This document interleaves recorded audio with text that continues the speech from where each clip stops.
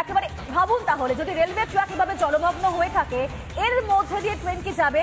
আর তারপরে কি হবে? ট্রেন দেরিতে চলবে, আর তাতে ব্যাহত হবে কি পরিষেবা।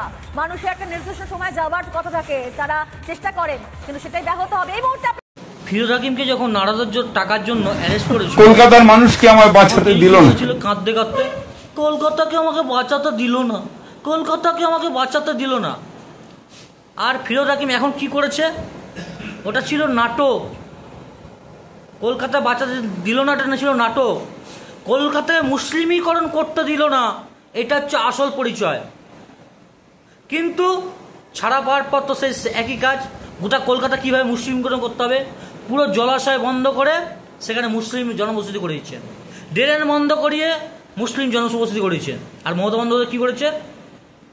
এগুলোকে ভোট ব্যাংকের জন্য এদেরকে বাহবা দিয়েছে, আর টাকা, এদেরকে টাকা সহযোগিতা করেছে, জায়গা দিয়েছে,